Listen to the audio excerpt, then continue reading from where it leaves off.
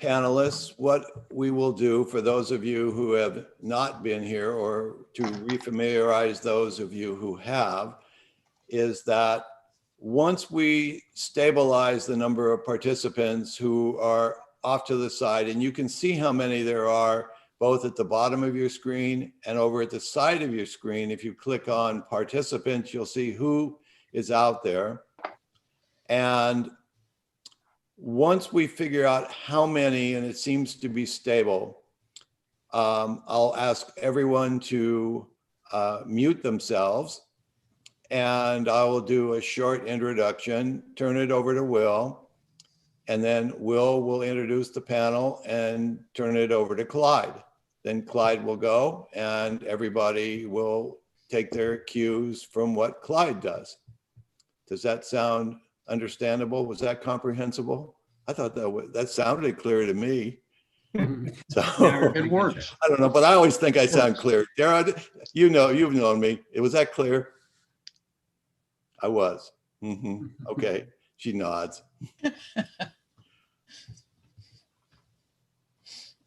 But somebody raised a hand. What do we want to raise? What could we possibly have a question about so far? Well, I know I'm expecting some more people to pour in, and something I was mentioning before, or not, maybe I'll mention as people stream in. I just wanted to say happy birthday to my Uncle Julius. I'm from Birmingham, Alabama. I'm in the area right now. And we were celebrating his 80th birthday, and he works for the Birmingham Historical Society.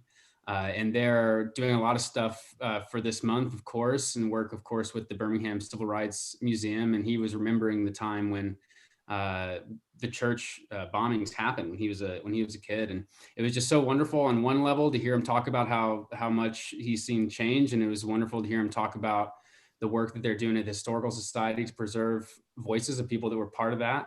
And then it was also, in some ways, kind of a horror to hear his uncertainty that some of the narratives really are fully changing in the full population of Birmingham, a place that experienced, the civil rights movement so directly. So that was kind of devastating, and it's partially on my mind as we go into the conversation tonight. As somebody from Birmingham, and somebody hoping that some people from Birmingham are here as well. Great. Happy birthday, Linda. You'll notice that to all the panelists and off to the side that we have a pretty active chat thing going on the side. And so if there's something you want to say to one of the panelists or to get included, just say it in the chat box. All right. What do you think, Will? Go for it? All right. Let's get everybody. Clyde, would you mute? Absolutely. All right. Everybody got there. Dara, you want to mute, please? Okay. Excellent.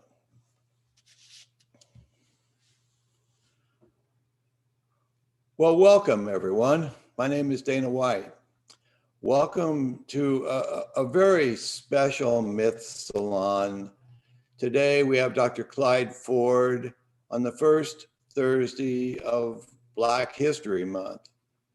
And for me, it's kind of sad that we actually need a Black History Month, because if we didn't have race issues, if we didn't have problems of communicating among ourselves through our differences or in spite of our differences, something like that would be completely unnecessary. But as necessary as it is, I'm privileged and honored with my good friend and colleague, Will Lynn, to have Dr. Clyde Ford with us today. So I don't want to lose sight of the fact that today we are still deeply embedded in the coronavirus. It is deeply troubling that we're making our way to 500,000 deaths in the country since the coronavirus began about a year ago. And who knows where this is going. They talk about variants and they talk about vaccinations, but the bottom line is it really appears to me that we have a human condition throughout the world that is not living in balance with the world. And we're living as if we own the world. And I think this has created a problem systemically throughout history, and it's rearing its head today. So with that in mind, I would like to have a moment of silence for all those who didn't make it or who have suffered casualties. I'd also like to give a special sadness acknowledgement to my good friend Voris, one of our panelists. His mother passed.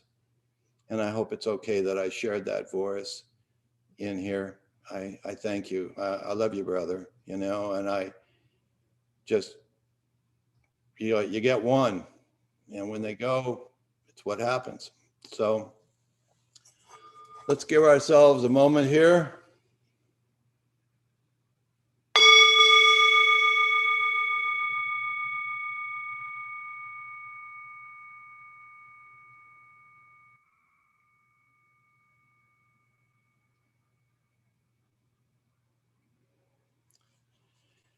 It's always very special to me what happens in moments of silence when we go into it and we come back out. I want to read you a poem today by a fellow named Dave Harris. It's called After Zuko. Yes, I too have known fire, and yes, I too have wondered if I come from a burnt people, a people who have always been ablaze. I've hated my own hands. I've been prince to a kingdom of folk and dishonored them. I've worn a white mask. I've cut my hair to look less like me. I too have sought to be anything other than the ashes of another man's sin. I've tried to earn my existence in a nation that would not claim me. I've scorched the ones who care most. I've searched the countryside to find something I always had, and yes, I have been unworthy of my own mother's love. I've known the right thing to do and done otherwise.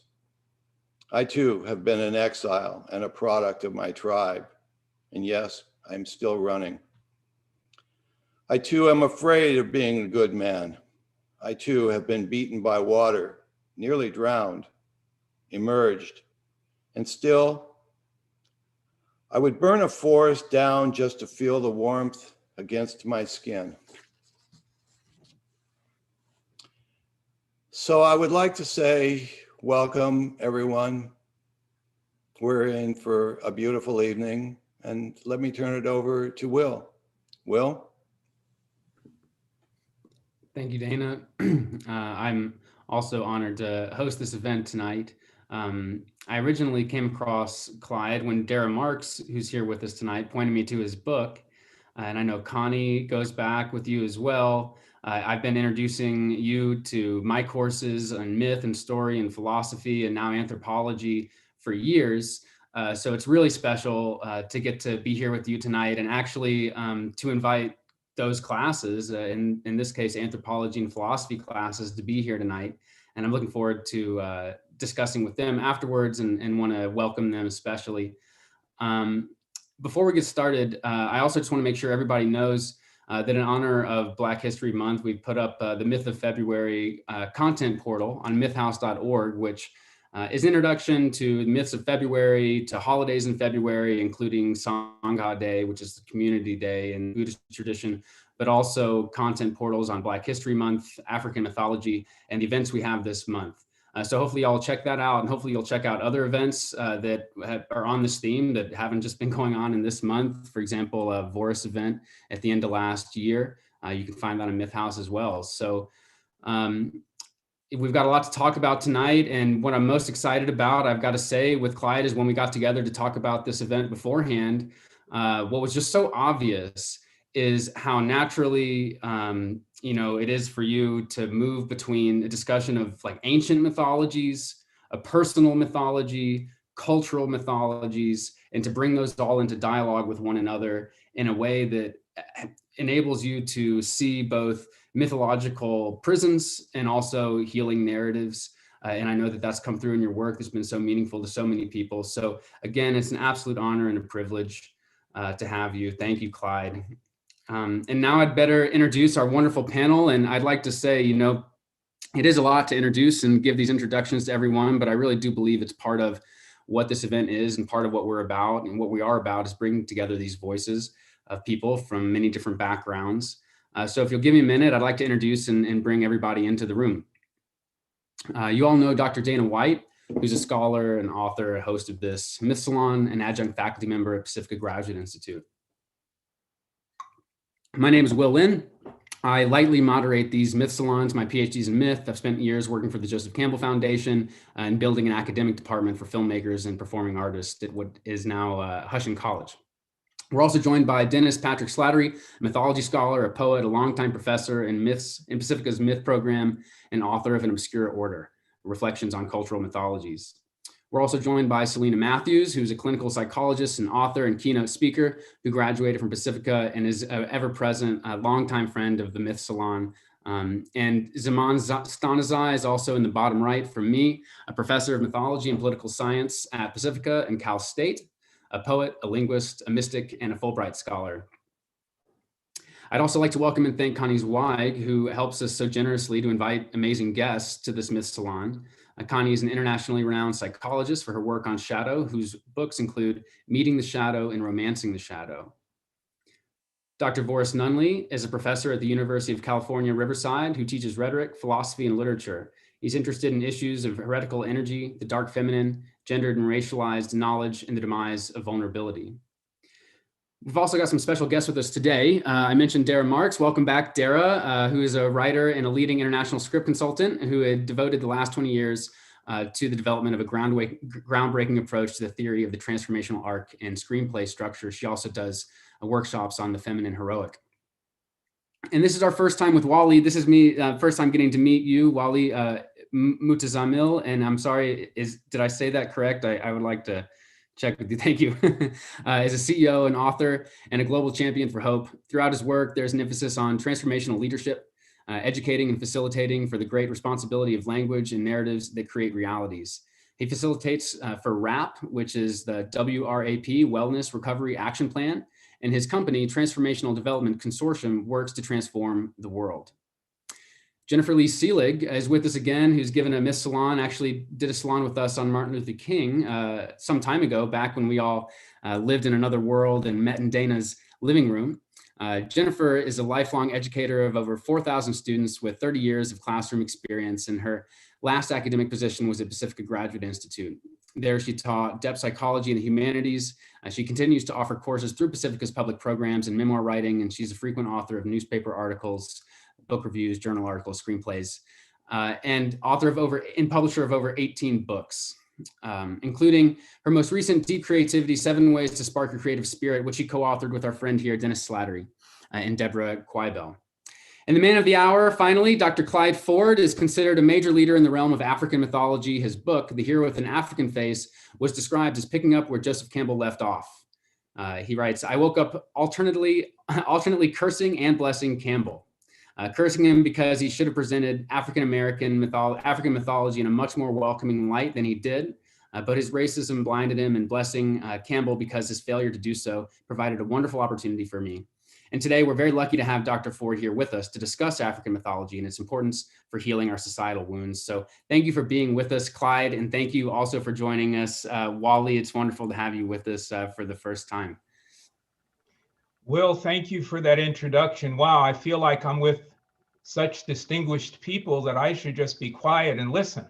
But I want to acknowledge also, Dana, thank you for not just inviting me on, but for doing the Myth Salon and continuing a tradition of people gathering to have important discussions around the topics that you've had. The Salon is a lost literary art, and it's wonderful to see you reinvigorating it in terms of mythology. I couldn't go on without thanking my two really dear friends, one of my oldest friends on the planet, and that's Connie Zweig. Connie and I first met when I was leaving a job that Connie was so happy to have, and she thanked me because I was leaving to her, a gift that she couldn't believe. So Connie, thank you for being here, for inviting me here. And then my other good friend, Dara Marks. Dara and I have taught together, and I've learned so much from the work that she does with story. And I really appreciate her being on here with me as well too. So all of you who I know, those of you who I'll get to meet during this discussion, thank you very much for being part of this salon. You know, I thought that maybe a place to really start this discussion would be in a very personal way for me to talk a little bit about how I came to write this book, The Hero with an African Face. And yes, what you heard Will say was true. During the writing of the book, I woke up alternately blessing and cursing Campbell. My fingers scrolled down the same pages that I know his did because I was looking at his quotes, and where his finger stopped, but I'm sure his eyes continued to read. My finger continued, my eyes read, and I wanted to make sure I included many of the things that Campbell could have had he chose to include in his book on mythology, but didn't. But that's not where the story starts. Actually, the story starts some 10 years before the book was published. The book was published in 2000. And I had picked up a copy of The Hero with a Thousand Faces. And I really had attempted, I knew it was an important book, and I attempted to read it, and I didn't make it past the first sentence. And the first sentence begins something like this: whether we listen with aloof amusement to the dreamlike mumbo jumbo of some red-eyed witch doctor from the Congo. And I closed the book at that point saying to myself, if that's all that Campbell can write about African mythology, I'm not sure I could read this book. I think I described that as kind of like my Symplegades, the rocks that the mythic hero Jason had to get through on his way after the Golden Fleece. And in many ways, my first attempt, I didn't make it through those rocks. Because on the face of it, Campbell had presented African mythology in such a pejorative way when contrasted to all the other mythologies he speaks about in that first sentence of his groundbreaking work. Well, 10 years went by, and I got a call from a woman at Bantam Doubleday Dell, a very famous editor in those days, Tony Burbank, who's since become a really great friend. And Tony said to me, Clyde, you know, I think there's a book that you're one of the few people I know who could write, and it's a book on African mythology. And I was really floored and quite honored that she would think of me in those terms. And I also had a little bit of fear in the back of my mind because I knew that I would have to go up against the hero with a thousand faces again. Now, at the time, I was in practice as a chiropractor and a psychotherapist. I did 3 years of postdoc training in psychotherapy. And most of my client population was adult female survivors of early childhood sexual abuse, where we were really working with the nonverbal somatic issues that were so much a part of their healing. I began to get really sensitive, and I thought fairly adept at discovering where an individual was on their own healing journey by listening to the stories they told. And those stories would often clue me into whether they were in a victimization phase of their grappling with this significant trauma, or when they had moved into that empowerment phase. And any of you who have worked with clients know exactly what I mean, maybe even experienced that in your own life, that is the stories you tell about yourself. I think it was Jung who said, and often said to his clients, what's the myth you're living? And I would often ask my clients, not only what is the myth you're living, but where are you in that mythic cycle? And again, what they reported back would give me some clues. It occurred to me that if stories were so important to understanding ourselves and our own personal healing, then story could also be really important in coming to terms with social, cultural, group healing as well too. And so in starting this book on African mythology, I went to my friends in academia and I said to, probably a dozen of them, what were the myths that African societies told in order to help them heal from slaves being ripped from their midst? You can't just have a society where all of a sudden overnight you lose your mother, your father, your wife, your daughter, your son, your cousin, your uncle, and not have that impact you in some really deep and really meaningful way. And I figured, we couldn't go back and interview anyone because these events had happened in the 15th and 16th century, beginning then, but there must have been developed within these societies some deeper wisdom to help them manage the pain and the trauma. And if any place we could find those stories, it would be in the myths they told. Well, my friends kind of looked at me and scratched their head and said, that's a really great question. We don't know, we don't remember anybody ever asking that question, and we don't have an answer. We don't know. One night I was in the library at Western Washington University. Those are in the days, some of you I know out there remember, where you used to walk down the shelves of a library just because you loved books, and you'd read titles, and somehow you could almost sense what book you wanted to grab because the title appealed to you, or you had this kind of inner sense that you needed to, grab one of these books. And so I was walking by and I saw a title. I didn't really know, other than a kind of an intuition, maybe I should grab the title. So I did grab it. It fell on the floor, literally. This is almost one of those kind of spooky myth stories.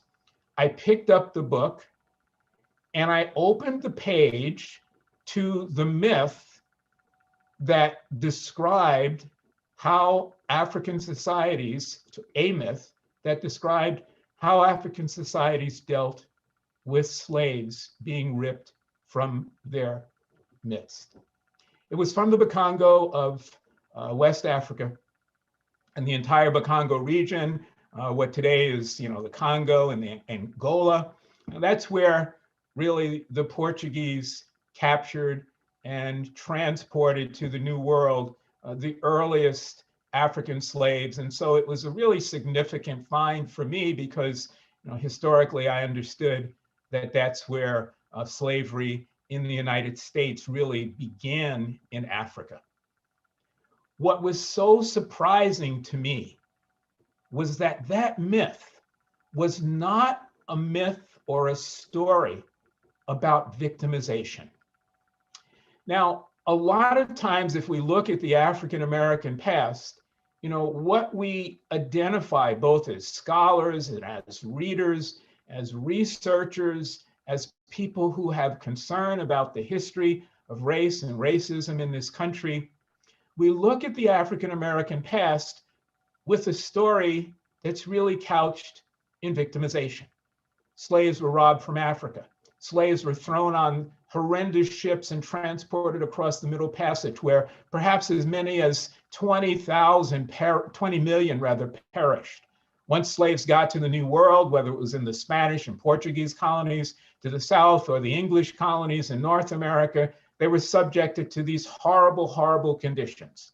And even once slavery proper stopped, Jim Crow and slavery almost in a, in an unobvious way continued even down to this day, where we only need look, for example, at what's going on both with COVID-19 and the pandemic we're in, and the unequal racial disparity in terms of how and what communities that disease affects, and even to the point of who gets the vaccine and who doesn't.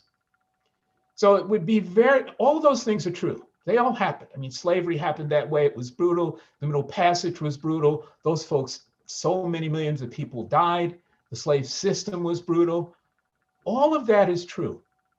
And yet what this myth from the Bakongo did that was so important to me is that instead of couching this story, and mind you, these folks from Bakongo didn't have an internet. They couldn't take a slave ship over and then come back and kind of report on what happened. They described the experience of slaves being ripped from their midst in the following way. They said that these men and women, and these are their words, not mine, were heroes or heroines thrust on a journey, not of their own choosing, who went across the water to a big island. That's how they conceived what was North America. And there they would suffer many, many years of trials and tribulations.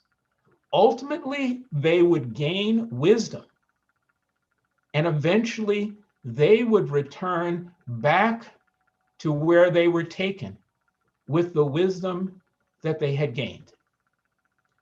Wow, that is the mythic cycle. Departure, a threshold of tremendous proportions, in this case, the Atlantic Ocean and the slave voyage, the voyage on a slave ship.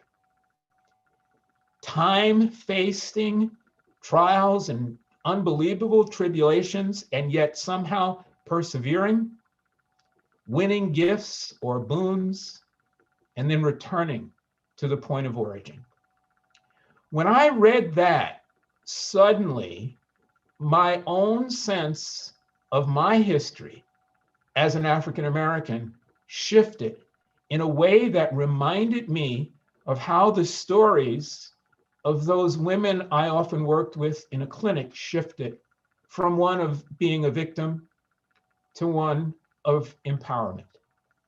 That was what was so significant for me about really understanding not just mythology in general, but African mythology in particular, specifically these stories about slavery and the slave trade, and turning them in a sense on their head, not only looking at them as stories of victims, but really elevating the entire mythic cycle in terms of the African American experience to one of empowerment. Based on that, I realized I have a story to tell. And that story then is about how mythology in general, but more specifically, African mythology, can be this marvelous healing force, individually, but also collectively as well too, because we as African Americans have a choice in terms of how we view our history and how we understand ourselves in that history. Now, by viewing our history as one of empowerment as opposed to victimization, that doesn't mean that the victimization wasn't there. The trials and tribulations were there. And that certainly doesn't mean you don't actively work right now to right what might be injustices. But it is a very different sensibility that one comes to the struggle, if you will, with when you can stand on the truth of your own personal and social history from the truth in terms of empowerment, as opposed to that truth when couched in terms of victimization. It was really then kind of the key that unlocked the gift of African mythology for me and allowed me then to delve into not just the stories, but more importantly, the deeper wisdom contained in those stories.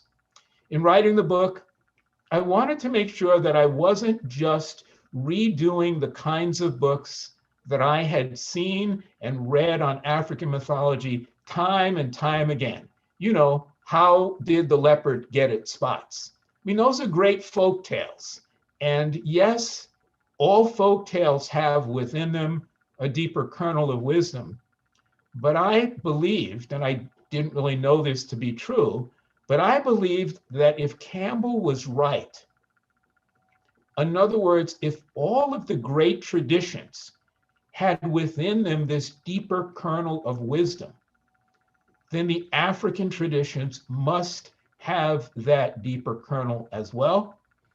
And I think I would even go one step further now, having done this work and this research, to say that is within the African traditions that you even find some of the kernels that later sprout into the flowering of mythology in the other traditions that many of us are so much more familiar with. And so I think before I open myself up to questions from my esteemed panelists and friends, I'll just tell a little story about what it was like to do the research for this book. Because I didn't want it just to be an academic book, although I spent a lot of time in libraries like the Rare Books collection of the University of British Columbia Library and the Rare Book collection at the Seattle, University of Washington's library, my home library, Western Washington University. I also wanted to visit Africa and to see some of these sites as well.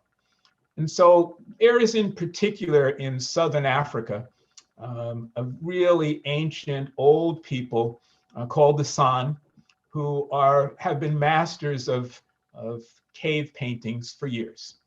And we're talking now paintings that are way older than those at La Salle, which are probably, 17,000 years ago. The cave paintings in Africa are 20,000, 30,000, 40,000. When the radiocarbon dating was done on some of the colors there and the paints there, they found dates up to 60,000 years ago. So these really are some of the oldest paintings, the oldest representations of humanity that we can find. So I was was visiting my sister who taught at the University of Witwatersrand in South Africa. And I went to the La Palala Wilderness because I had heard there were some cave paintings that one could go there. And this was really my Indiana Jones kind of experience. So you can imagine me in an open lorry. I was in an open lorry on a wooden seat. And I have to tell you, I'd actually had some intestinal problems the day before. So I wasn't really happy to be bumping up and down on this seat, but there I was. And we were kind of tearing through the bush. There was no roads. And our driver's name was Jim. And I asked Jim about black mambas.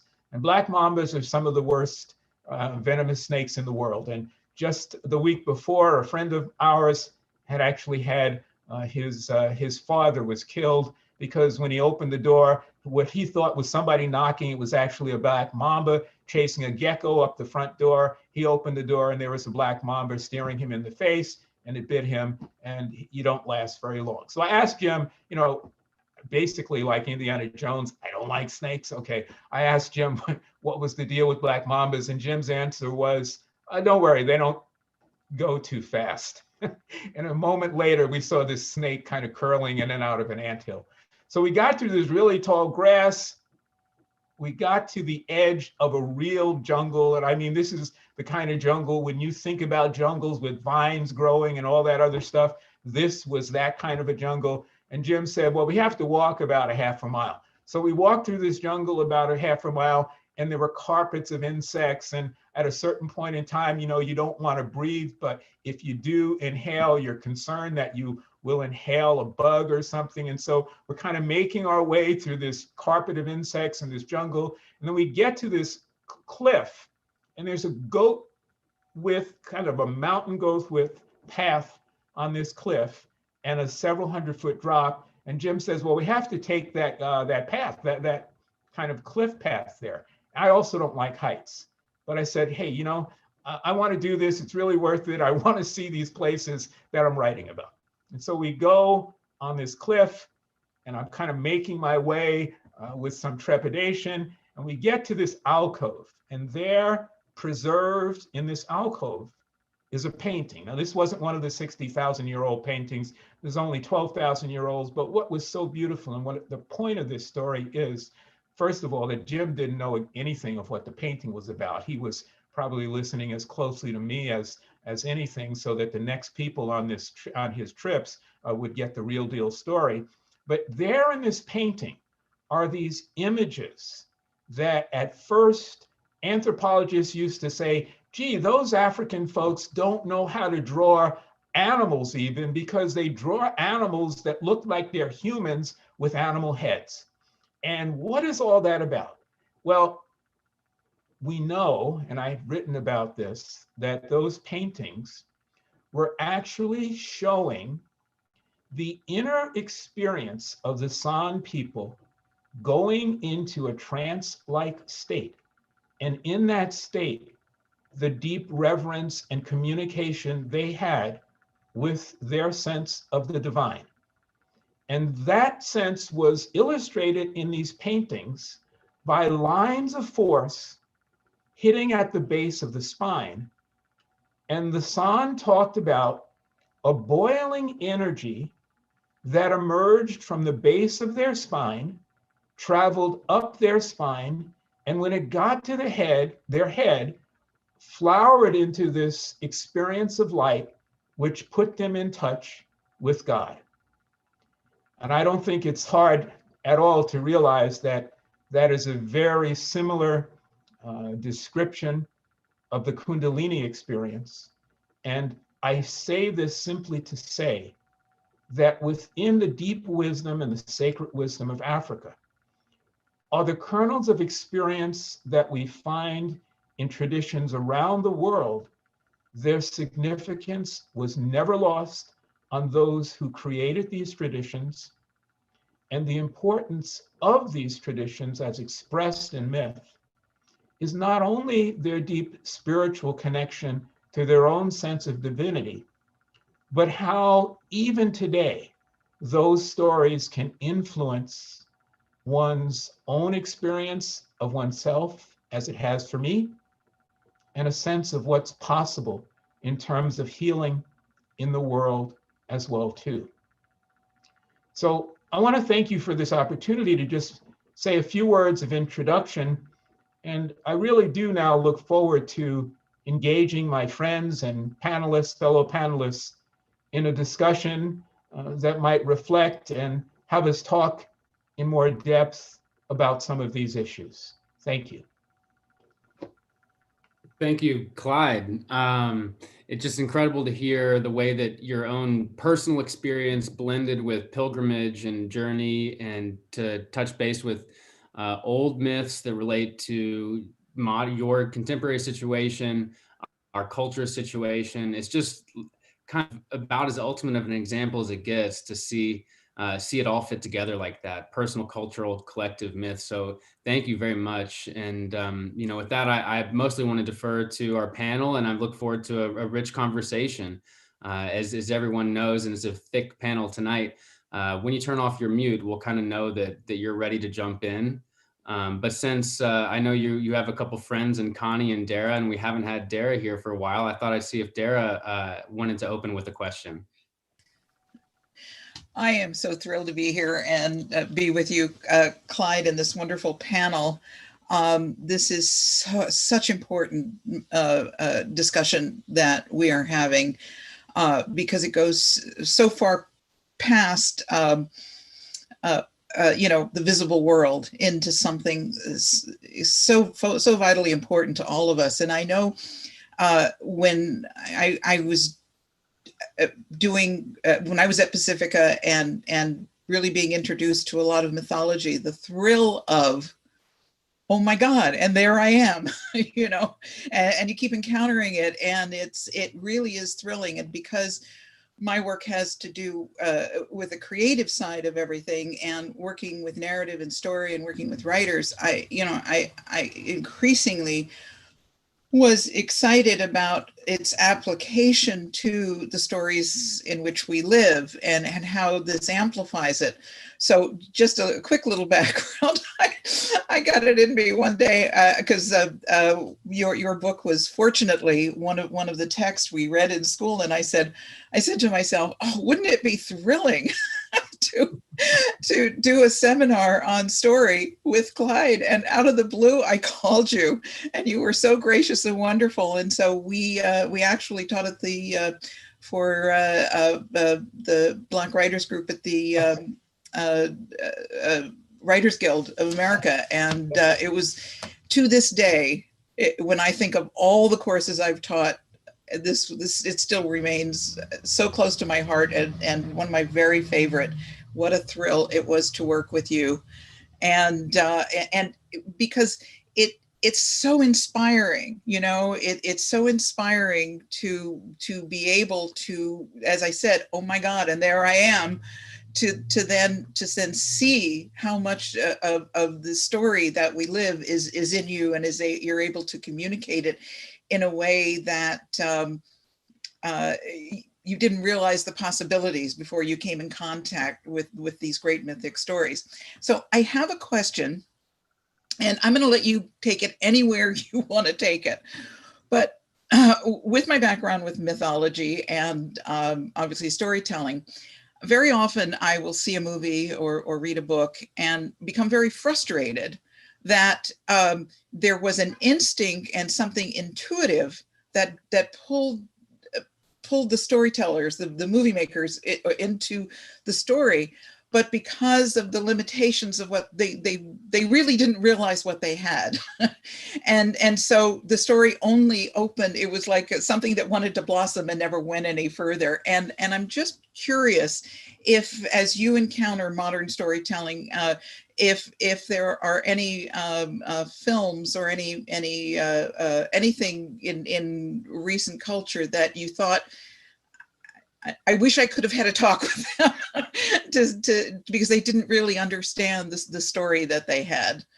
I don't know. But you can take this any direction that it feels comfortable to you. But is there anything that spoke to you in that way, or opposite, that you did that, how they got a hold of that story and you're thrilled about that? Yeah. Well, first of all, thanks, Dara. And I remember that seminar with great affection. And one of the reasons I remember that seminar so well really is an answer to your question. And that is, do you remember the film that we focused on in that seminar? I sure do. Yeah. It was Malcolm X, yes, by Spike Lee. And the reason we focused on that is you and I had spoken about that before, much along the lines of this question. And we liked the fact that we could trace almost all the elements of story in that film. Yes. And so I would say that, and you remember we did that, and the writers, they were like, oh my God, I didn't even realize that. And every aspect of how you might describe the typical hero-heroine cycle was in that film. So that's one film that I would say, yeah, that's really great, because you can see, and I really doubt that Spike Lee sat down with Campbell's book, certainly not with mine, and said, let me include every element of that. Like you, Dana, I tell people all the time, look, myth is in your DNA. Even when you don't know it, you're going to tell a story in a mythic way, because story is so deeply a part of who you are. So I think good storytellers do that. I can't off the top of my head pull down one movie that says to me that I want to gnash my teeth at, but I can tell you there's a lot of times that I am gnashing my teeth when I'm watching a movie, because like you, Dara, I can't just watch it and just kind of let it wash over me. I'm kind of seeing what the writers are doing, and I'm saying, my God, you almost had a tiger by the tail, and yet you didn't really go through with that. And I think often in those cases of the mythic cycle where the hero or the heroine is given the opportunity for a journey and refuses it. And I do think that there is, to some extent, both within the industry, but also within all writers, there is a little bit of a block or a bridge that you have to cross within yourself to get to the other side, to feel open enough and to allow that creativity to pour through you without censoring yourself and truncating how you tell the story, because you think that's how people want to hear it. I agree with you. And I am not suggesting, by the way, that we should be telling a mythic story directly. Right. I'm just saying that through the creative process, things, as you just said, it just opens naturally. And my bias is that there should be a mythologist on staff at every studio in town, because they very often don't know what they have.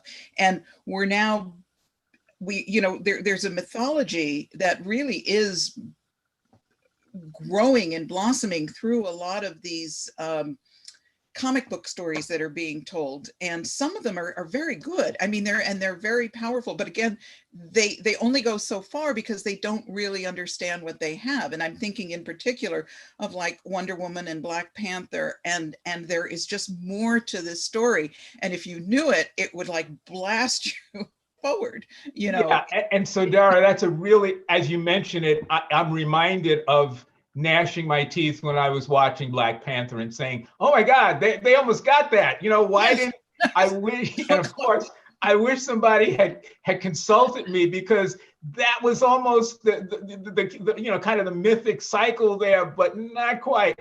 Yeah, but I think the other thing going on there, Dara, is also that unless the individual who's writing or individuals writing that have also released that within themselves, they won't get there in the writing. That is like a quintessential thing. So not only should they have mythologists on staff, but they should probably have Jungian analysts on staff as well too, to help their writers really come to terms with what the personal issues are inside of themselves. Look, after I wrote Hero with an African Face, a fellow came up to me in the co-op here in Bellingham and said, why aren't you writing novels? He said, you know how to tell stories. You know how stories have been told for the last, millennia. So why aren't you telling them? And I realized, oh my God, he was right. And so I started writing novels. But I was so glad that I had written that book on African mythology first, because it had helped release something inside of me, which helped me understand how you tell a good story. And a lot of times, we always say this in script writing, right? You don't tell the story, you don't write on the nose. You don't tell, you don't want to do that, but you do want to convey a sense of this deeper journey that all human beings go on. But if you haven't gone on that journey yourself, it's not easy to do, if it's even possible. Yeah, I agree. Well, we have to connect you with makers of Black Panther. Anyway, thank you. Thank you. I appreciate that.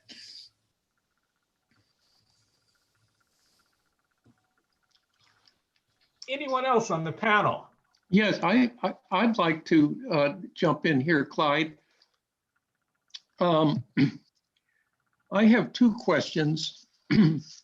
One's a safe question, and the other one makes me uncomfortable. Great.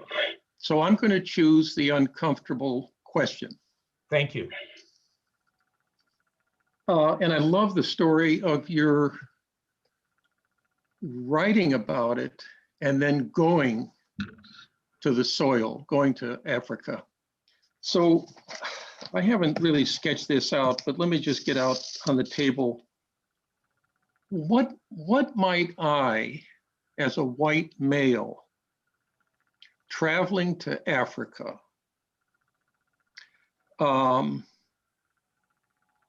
gain from that? I'm purposely being a little naive because I want to be open-ended here. Would it point out to me necessarily where I'm limited? Might I see or experience something of my own traumatic history that could take me as deeply into that experience as you have experienced traveling there and seeing the caves and seeing the cave paintings. And conversely, Clyde, might you read Homer's Odyssey and gain something from that traumatized warrior seeking home that I never saw? Sure. So that's where I am in the experience of it as a white male that is, biologically true, but am I psychologically, by the very fact of my biology, limited in what I could experience there in Africa, with real depth? Mm-hmm. Yeah, so that's where I am. Boy, Dennis, first of all, thank you for that question. It is a very, I think, heartfelt question. It certainly has a lot of depth, not only to the question, but there's so many ways to look at possibly finding answers to that. So let me start by saying this, and this is going to seem a little bit roundabout, but I hope I can pull it together. As I listened to you talk, and specifically talking about, could I get something from Homer and could you get something from Africa? The first thing I thought of was the German philosopher, ethnographer, anthropologist, Adolf Bastian. And Bastian described two kinds of fundamental streams, right, in mythic or philosophical thinking. What he described as elementary Gedanken, Right, which is the universal themes, the elementary ideas, and the Folkgedanken. Gedanken is the German word for thinking or thought or idea, and that is the local expression of these elementary ideas. So at an elementary level, obviously, there are things that I could take from Homer, particularly having understood African mythology in this way, and Homer's struggles. And from an elementary idea point of view, there are obvious things that you, as a white male, could take from African mythology. But I also think there's something really important to understand at the folk level, at the local inflection, at the experiential level in that area as well too. And so here is what I would say. If I was going to be your travel agent, I would say to you, Dennis, if you're going to go to Africa, the first places you should go to are the West African slave castles in Ghana and Senegal. Now, I've been there. I was there years and years ago. I was there before I went to South Africa and the paintings there. And I had the experience back before they were as manicured as they are now of just finding the guy in town, the local kind of guide. And this was a man whose back was stooped to the shape and the arch of the damp, dark hallway. It wasn't even really a hallway. It was an earthen kind of tunnel that led from the outside all the way down to the male slave quarters. And he carried, literally, it was like out of a myth. He carried a creaking oil lamp, and he basically, with his crooked finger, said, "Hey, come follow me." And I did. I was 16 years old at the time. I just graduated from high school on my way to college, and somehow, I don't know, it was whatever speaks to us in terms of where we need to go. Something told me that summer I needed to go to Africa. I went to Ghana. I went to the slave castles on the coast, and I had this. So I went down in this slave castle, and you walk all the way down, and all the way down, you're under the sea. And on the way down, this old fellow stopped, pointed to a door, and he said, you know, do you know what that door is? And of course I did, because I'd done a little bit of reading, and that was the door of no return, where they literally basically kicked slaves out into the Atlantic Ocean who were either too sick or too unruly, or they didn't have enough space for. And we got down, down, down. Again, we're under the sea at this point. And I'm walking around, and at first it feels like you're walking on leaves. And you hear all this bizarre crunching under your foot, and I'm wondering what's going on here. And I stoop down, it's all dark, you can't see. And I realize, oh my God, I'm walking on the rusted remains of slave chains. Oh. And I remember that old man said to me, your ancestors came through here. And the moment he said that, all of a sudden I had an out-of-body trance-like experience, and my head started spinning, and I started to hear voices. And the voices I heard were saying almost in unison the same thing. And what they were saying was, whatever you do in life, my son, make it count for us. Now, the only other time I have had a similar experience, and it was very similar, was about 20 years after that experience at the slave castles. I was in Munich, Germany, and I decided to walk to Dachau. It just felt to me like, you know, why take a tour bus? That wasn't the way those many Jews who went into that concentration camp and never came out. They were crowded into train cars and walked there. So it just felt like a pilgrimage in that way. Yeah. And when I got to Dachau in front of the gas chambers, I had exactly the same experience of hearing voices.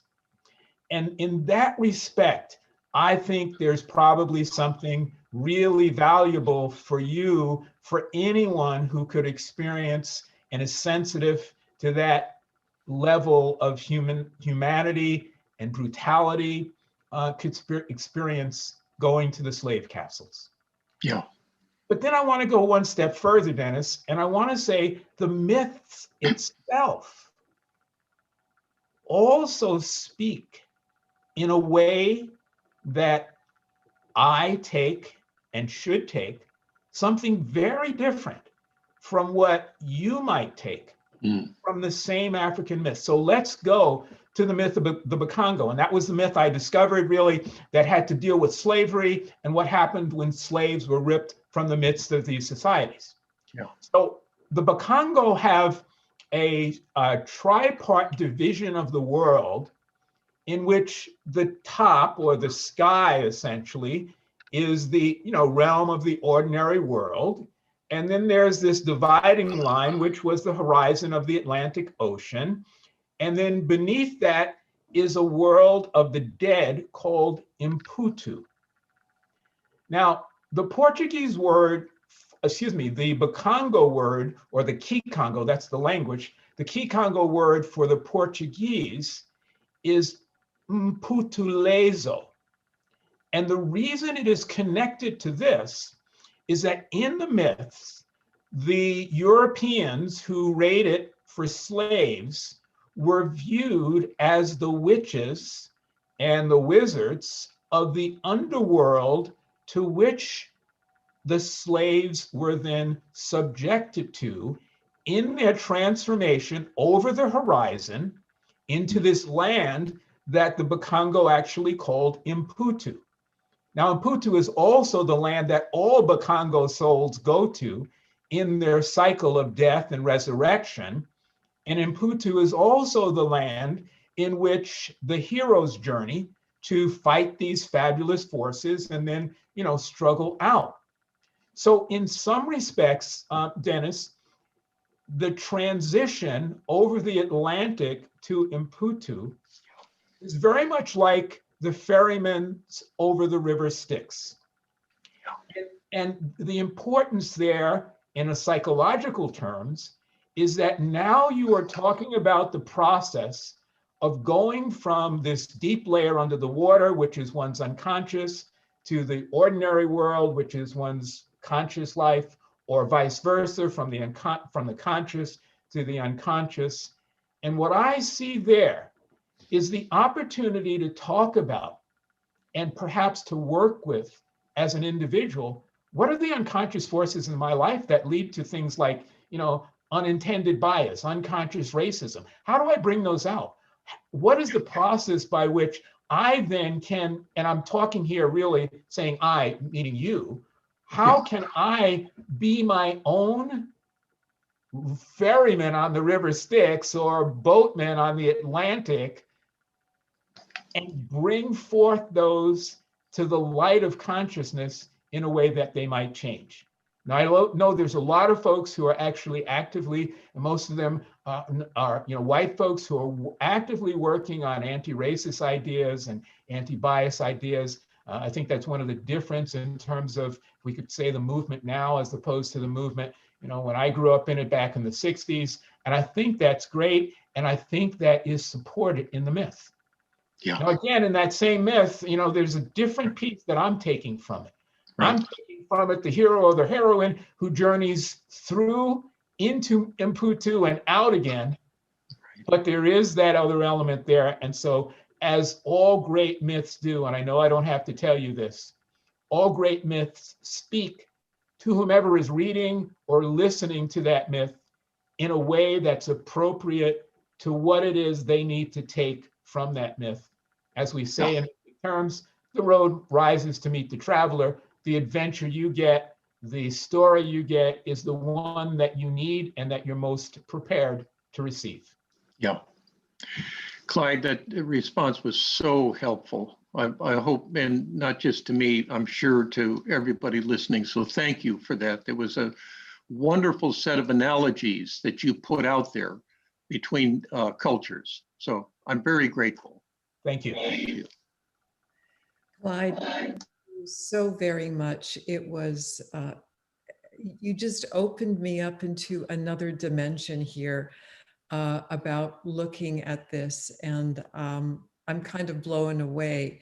Where I got locked into was the cave paintings, the shamanically divine cave paintings, and how that was missed for so long. And I'm wondering, as a white woman, where the divinity is here in our culture now, and what am I missing? Mm. Mm. Yeah, that's a wonderful question. Thank you so much. Wow. I would say that it's not only you as a white woman, but many of us who miss the divinity that, or struggle to find the divinity here in this culture. For me, as an African American, I would also have to say that it's hard to find that divinity when the culture delivers it in such literal terms, in terms of literal interpretations of the big three religions, Christianity, Islam, and Judaism, and not in the deeper spiritual truths. So what the African myths always remind me of, and that cave painting really reminded me of, as my good friend Connie knows, I grew up in more of a Hindu tradition. And so when you start to talk about Kundalini, I get that.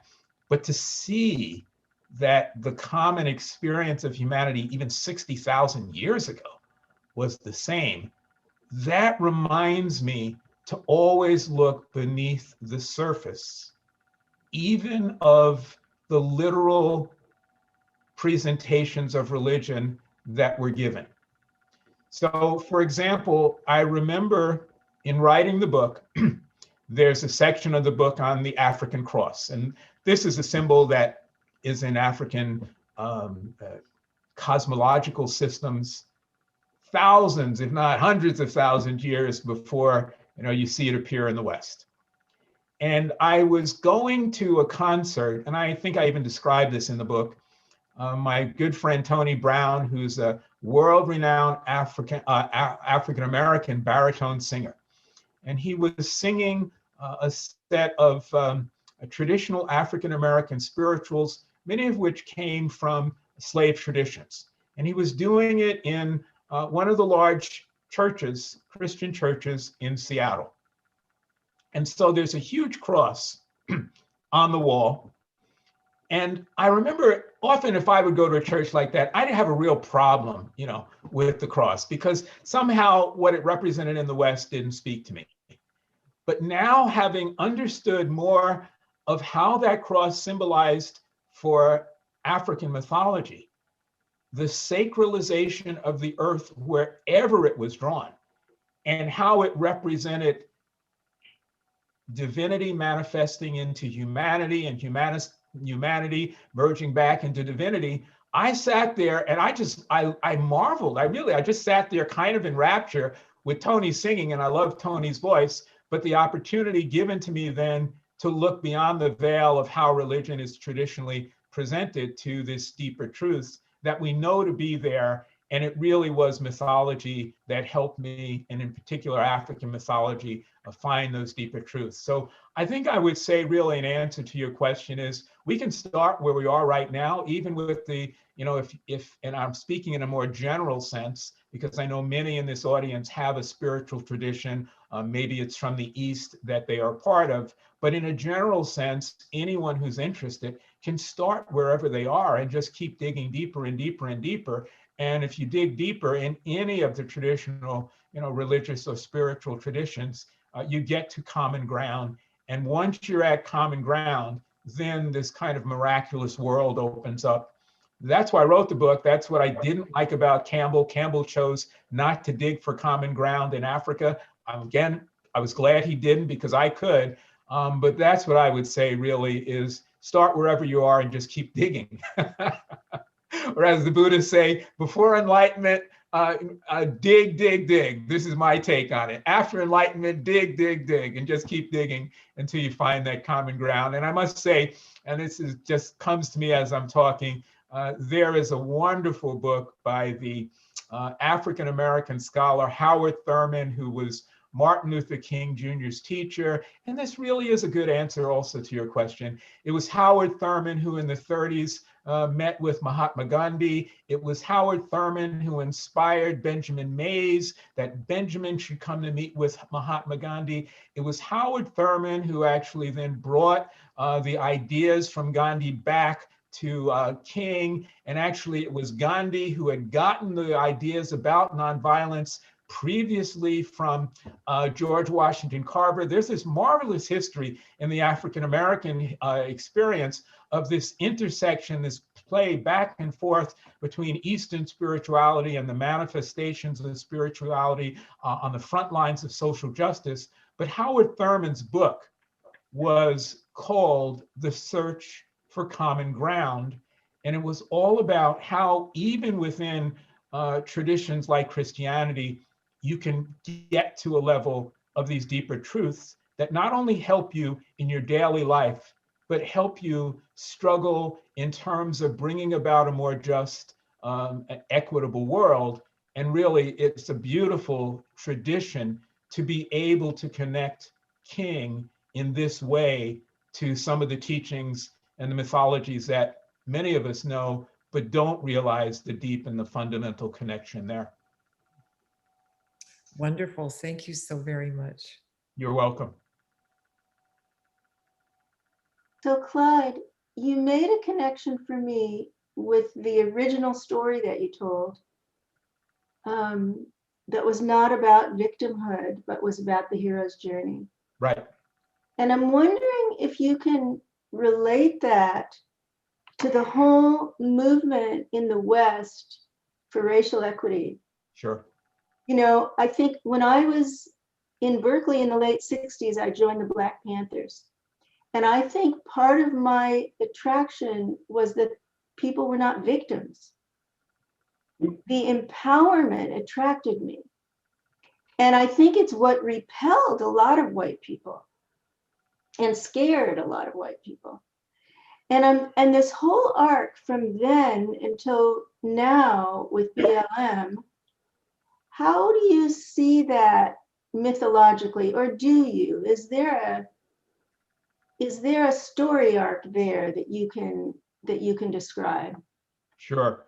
You know, again, Connie, that's a great question. And I do think in mythic terms, when I look at the history of the Black freedom struggle from the Panthers, and, you know, I was one of the Panthers armed in those days, and to now with BLM. And I think what I would add to what you said about empowerment is there are two different levels of empowerment, or at least two levels of empowerment. One is an external level of empowerment in which you look powerful. And the other is an internal level of empowerment in which you know yourself to be empowered because you've penetrated a veil in which you understand some deeper, more fundamental truths about who you are. Now, I would absolutely agree with you that in the 60s, organizations like the Panthers had that level and degree of external empowerment. And I think that attracted many of us, certainly attracted me more to, you know, kind of the radical end of Black Power movement than it did to more traditional aspects like King. But I know, because I knew many of those people really well, that the empowerment was also a reaction to victimization. And that was what some of us, and it's just a handful of us. I can think, for example, of my mentor, Vincent Harding, a couple of other people whose names I can't think of right now, at a point, probably in the late 60s, said, wait a minute, we're asking people to change. And yet within ourselves, we don't even know what that change looks like. That was a really powerful moment when people started to pull back from just pushing out and saying things have to change in the society, and they do. There's no question about that. No argument there. But also understanding that there was a fundamental level of looking within that also needed to take place. And so my mentor, Vincent Harding, and I mentioned Vincent because Vincent was also Martin Luther King Jr.'s speechwriter. So many of the words that King spoke so eloquently, Vincent wrote. King's most famous speech, probably at least the one that many of us resonate to, is the Beyond Vietnam speech, April 7th, or April 4th, 1967. Every word of that speech was actually written by my dear friend, teacher, and mentor when he was alive, Vincent Harding. And so Vincent really helped me in particular, understand that if we were going to go forward, we had to go in first. And Vincent actually undertook the practice of Vipassana Buddhism as a form of going in to help stabilize him, and I'm just using that word, in all of the efforts that he was doing outside as well too. That was a really critical moment for me in understanding how and why the external empowerment also needed to be supported by an internal empowerment. And Connie, you know a little bit of my history. It was at that point that I got deeply involved with the Satchidananda Ashram, and also my own, Hindu path, which eventually led to a Buddhist practice. But it was really from that understanding that people like Vincent had transmitted to me of recognizing that there was something important first about going in before you attempted to move out. Now, I'll also say that even in the more traditional wing of the Black freedom struggle in the 60s, that aspect was still there. And by that, I mean, before young people were sent out to face water cannons or to do sit-ins or protest of any nature, there was always a moment of spiritual training that they went through. Now, much of that was couched in terms of the Black church. And there's a really good reason for that. And the reason might not be one that's obvious. The reason actually goes back to Howard Thurman and Gandhi. When Howard Thurman and Gandhi met in the 30s, Howard was asking Gandhi how he went about challenging the power. And Gandhi basically said, look, I used my ashrams as places to inculcate in the individuals who would face the might of the British Empire a spiritual center that would allow them to be solid as they faced the injustice and fought for it. And Howard Thurman said to Gandhi, well, you know, in America, African Americans don't have ashrams, but we sure as hell have a network of churches, and those can be our ashrams. Now, again, very few people know that history. I think it's beautiful because what it shows is how it was a spiritual or mythic wisdom that went into first inculcating the young people who went out to battle. Now, something similar to that happened, for example, this is one thing I often think about, in the 1940s when the Navajos sent their young men to join the army. What was the first thing they did? They had those young men undergo a spiritual initiation that involved a mythic cycle, and that's where the whole journey of the two twins to find their father comes from. And so the reason that I mention that is I hope, I don't know for sure, but I hope that our young people who are out in the front lines today also recognize and value and realize the importance of having this mythic spiritual center that in no way detracts from the need to bring about social change, in fact, allows you to do it even better. That, to me, is the mythic story that knits together a long history of struggle within the African-American tradition, and one that I, again, really hope survived. Not just the external empowerment and struggle, you know, it's relatively easy to do that.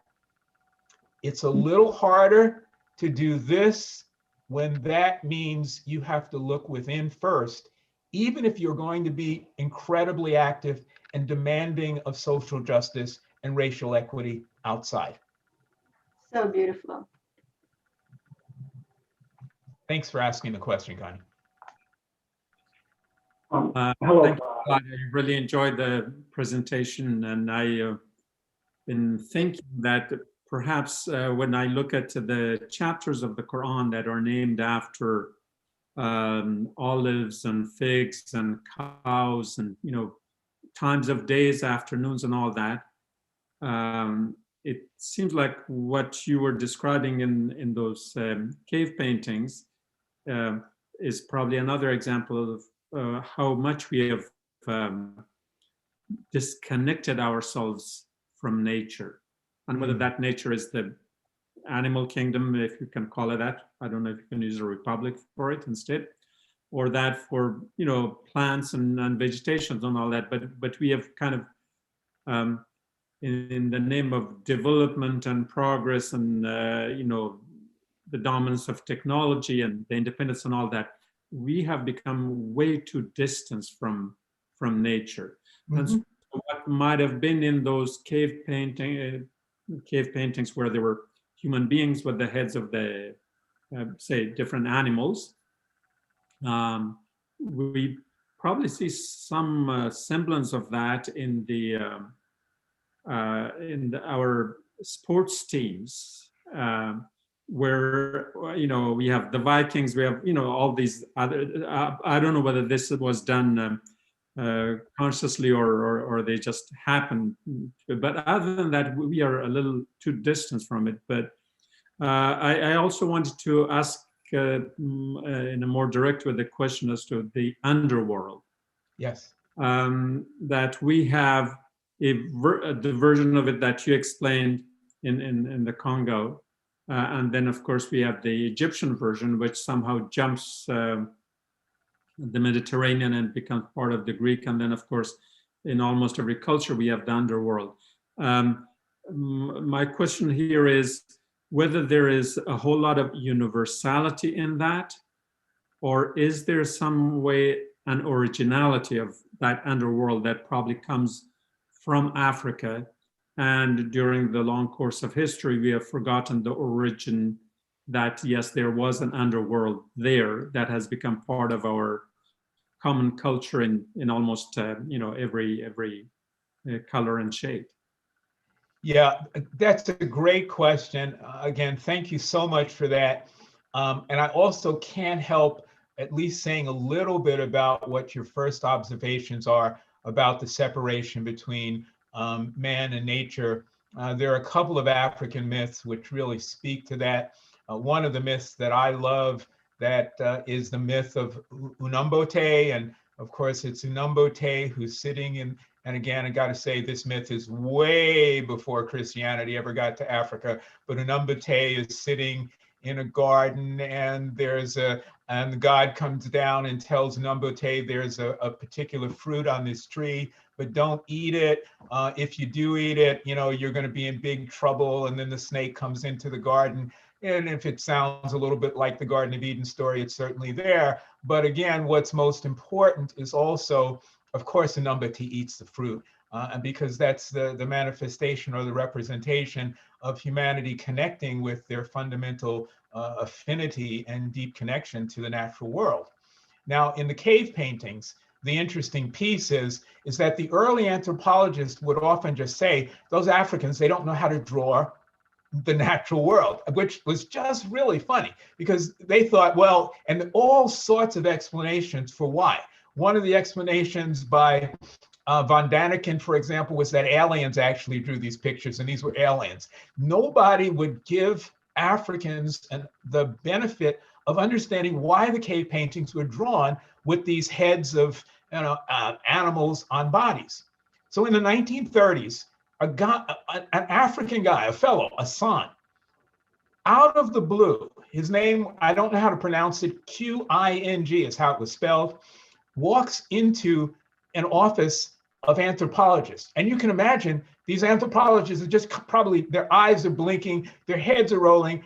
And this guy walks in and says, hey, I'm going to tell you exactly what San mythology was all about. And so they're furiously scribbling away. And I think he spent about 2 weeks, and then he disappears. Nobody ever hears from him again, but he delivered probably the greatest insights about San mythology. So to make a long story short, and it really speaks to your point about joining with the African world, Africans in the San drew those heads on human figures because they understood their deep and abiding connection. Most of those figures were antelopes, and they drew them on the antelopes because those antelopes were the animal that they hunted.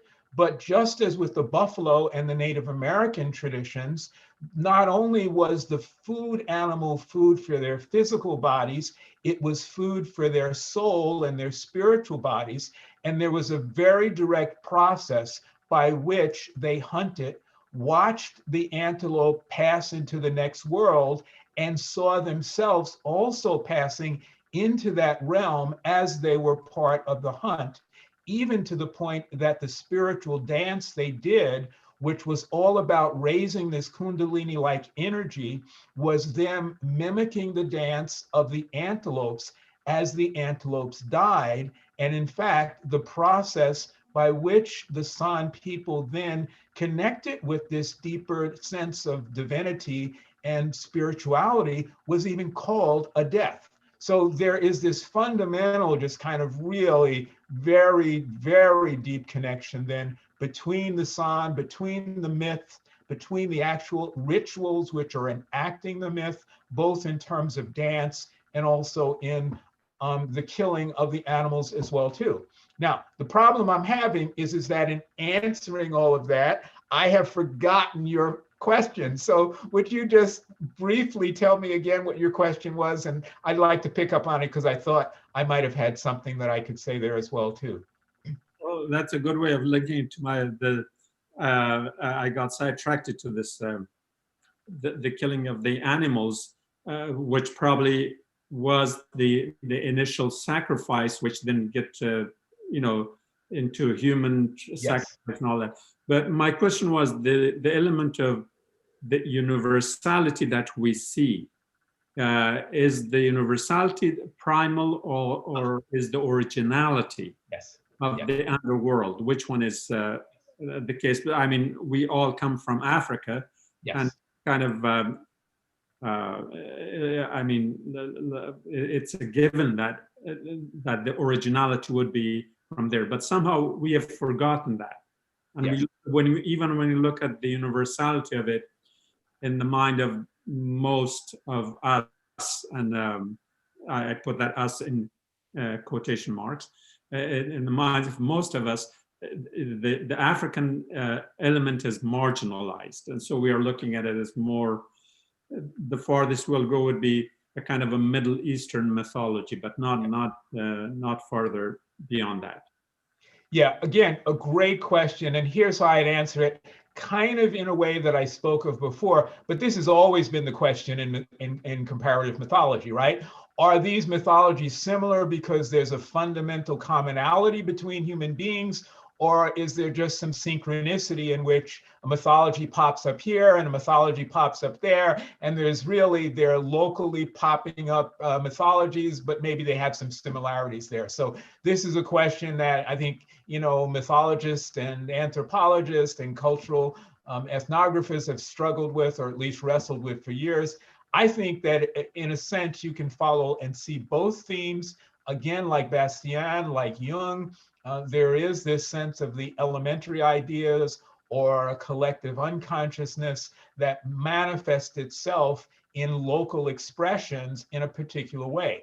However, you are completely right when you say that we have not really connected the African origins of that stream of unconscious truths, of mythic truths. And I'll just give you one really good example.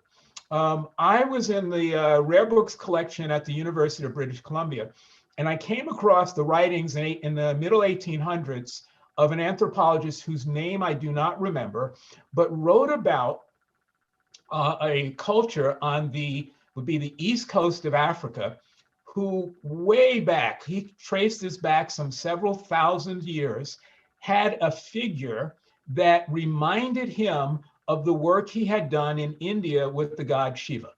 And he had done, and I believe the figure's name was something like Suni Goab.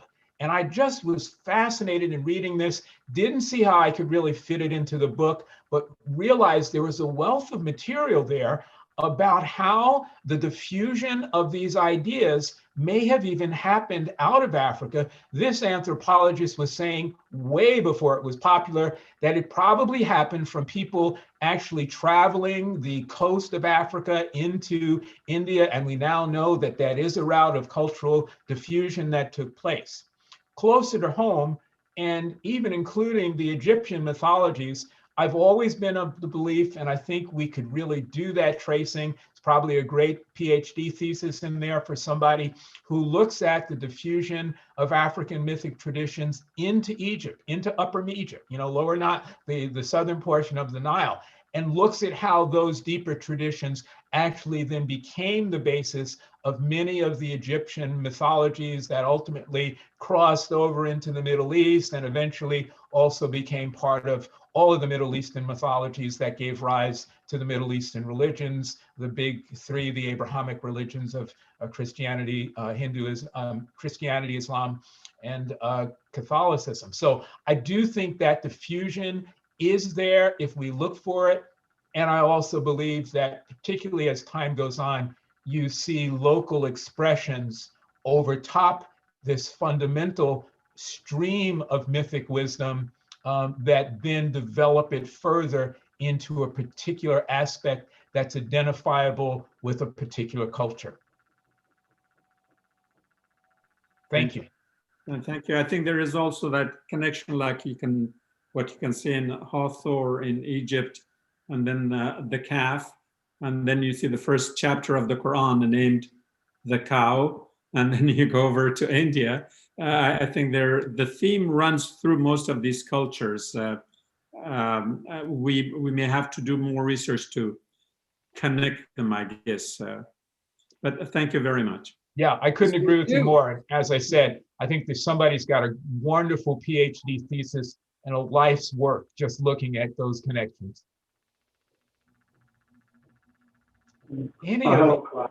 Please. Thank you. Thank you very much for your presentation and for your book. When I first saw your book at a bookstore, it allowed me to believe that I could think otherwise, and that there were people out there who thought the way I thought. So I very much appreciate it. I have a question, and then after that, I want to push back a little bit on your notion of choice. My question is,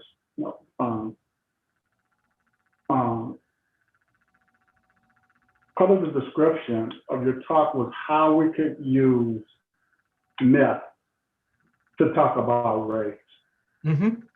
Could you elaborate a little bit on that? I mean, given what happened April 5th or 6th and the kind of insurrection, and the inability, our ability to talk across, around, and underneath race, you may be onto something that's very, very important. So could you talk a little bit about, again, how myth allows us to talk about race? Sure. First of all, thanks for that question. And, you know, if I was going to look back at January 6th in the US Capitol, and if I was going to also look back at, you know, everything that happened over the summer, you know, certainly going back to George Floyd's death and way beyond that.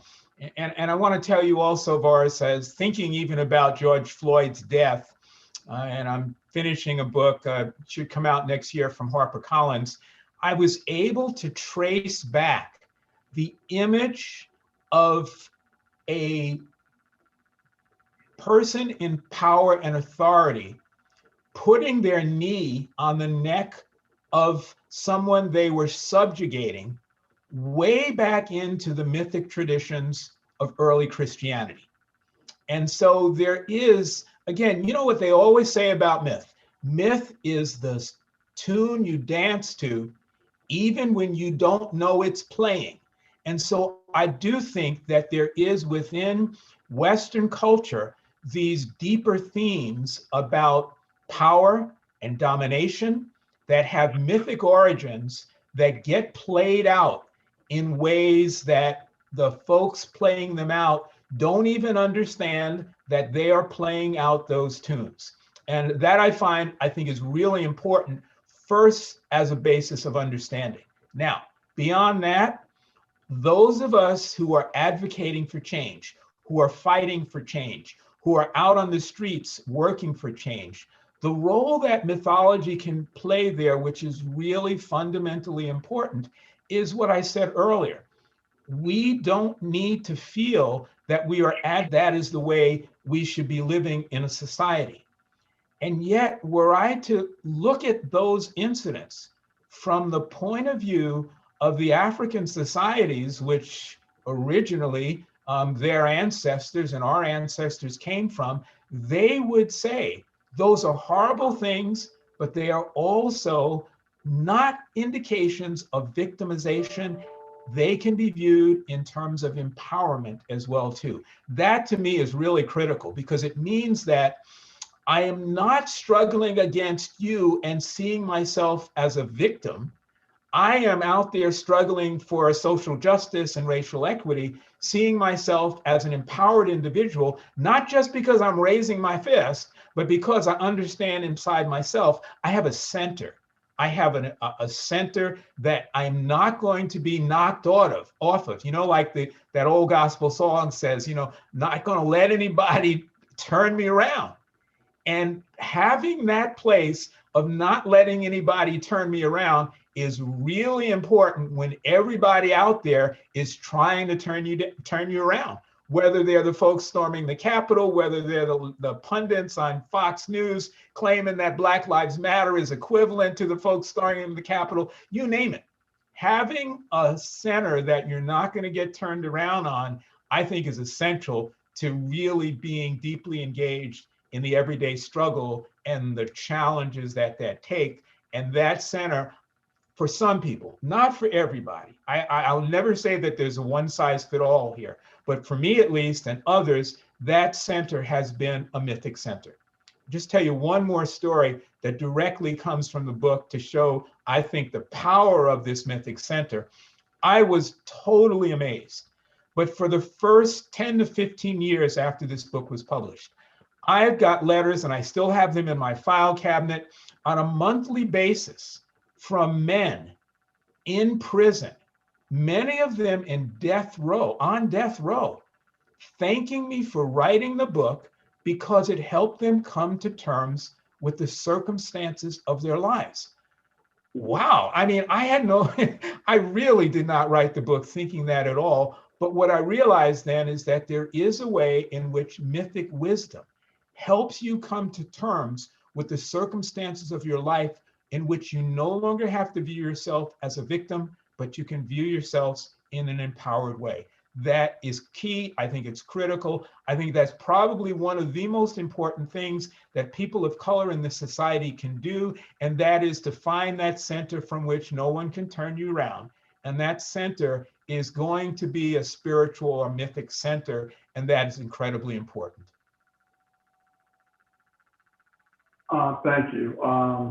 And that does make sense to me. I mean, after all, the African-American spiritual, Negro spiritual tradition has always been about both inside and outside. Yes. Yes. So I do understand that. And I understand how you are using given your own politics. So I support that thoroughly. However, I do want to push back a little bit on the notion of choice. Please.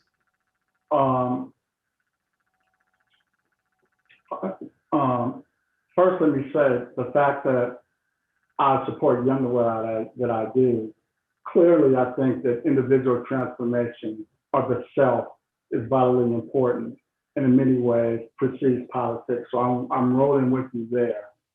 But I think what the notion of choice, we have to understand that in the current culture, the notion of choice is seen as a very conservative, dominant notion that dominates not only economics, but politics.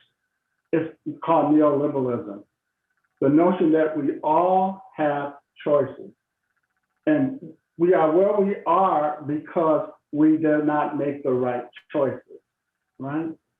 And I think we have to understand that when we use that term choice, that it doesn't particularly kind of work that is ultimately conservative. And what do I mean by that?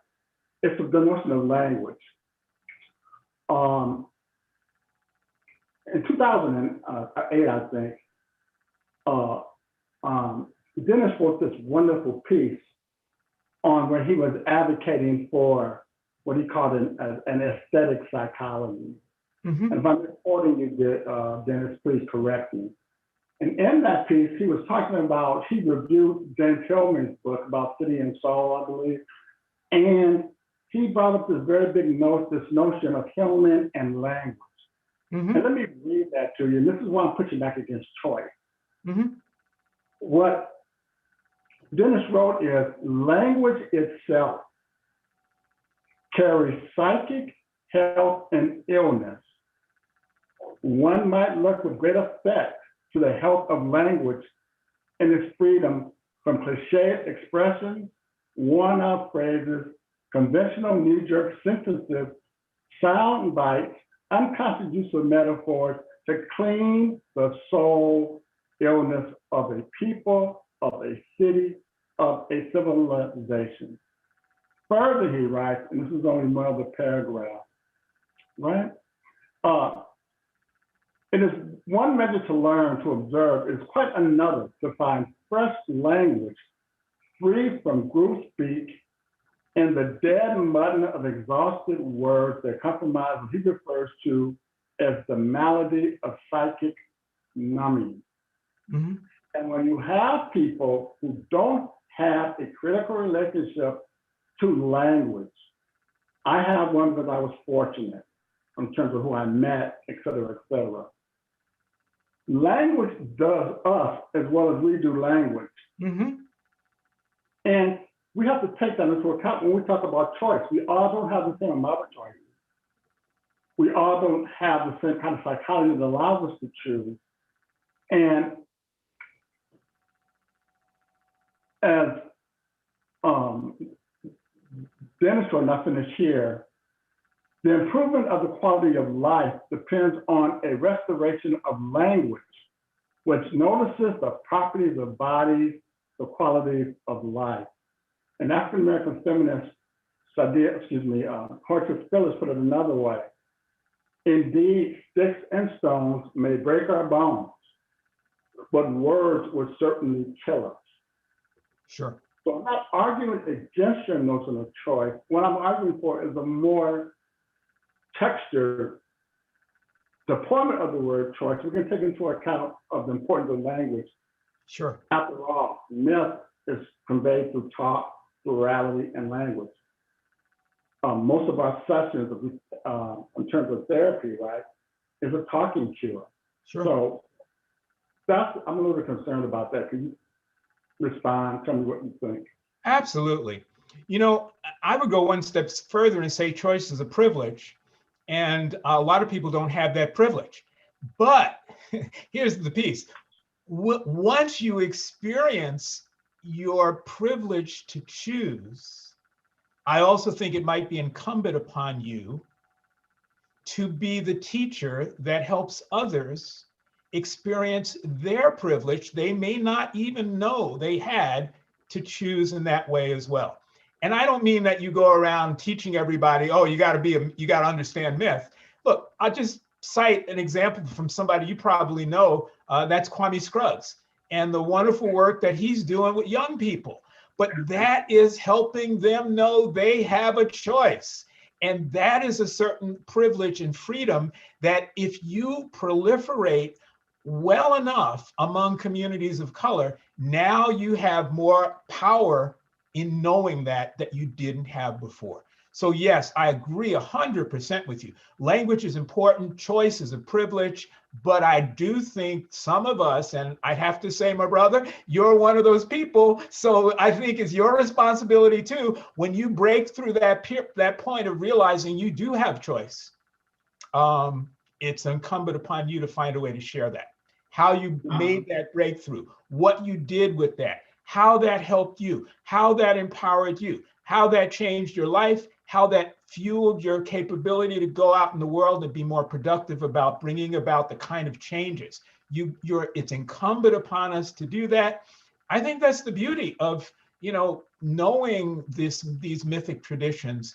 And I'd go right back to saying, knowing that myth can be that center, that axis mundi in each of us around which we are not going to be moved.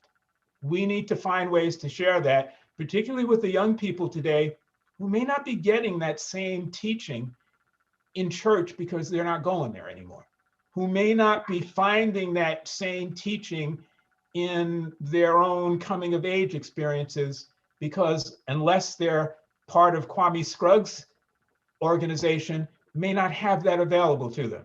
It's up to us to get out there and make that available on a more widespread basis. So thank you for pushing back with that question. I think it's an important question, and I'm sure we could go on a little bit more with that. But I'll also ask if there's anyone else who wants to answer a question, or ask a question. But thank you, Varus. I really appreciate that. I thank you. I like this serious engagement. Thank you. Yeah.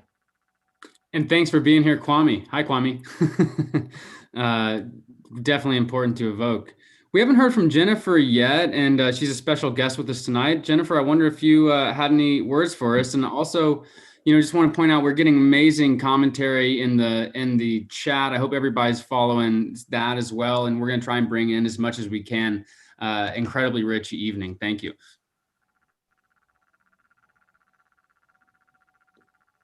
Thanks, Will. Dr. Ford, thank you so much for your work. I'm really moved by it. And I was thinking today about when you talk about moving from victimization to empowerment, I was thinking about how important that is for the white community as well. Yes. To move from not just being the victimizers, but to being empowered to make a difference as well. And I was thinking about, I've spent 20 years researching Dr. Martin Luther King, and he talks about the poison that lives inside of the white American psyche around race, and the importance of kind of purging that poison from ourselves. And so that connected to me with your line in your book, which is so beautiful, where you say that we want to wake our gods where we had thought only to wrestle our demons.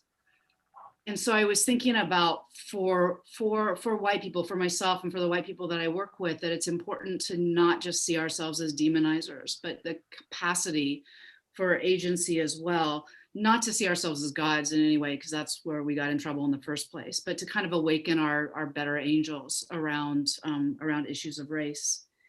And you know, what I'm really moved by in your idea of there is this idea of, you talk about the hero's quest being this sort of this universal quest to go into our own, you know, kind of personal, but also cultural and racial unconscious, to kind of confront what's there. And I think that's really important. And I've been really frustrated by, I think, white people of goodwill to not be willing to do that sort of confrontation, to go into their own unconscious and to confront the poison that lives inside of there, to sort of purge it.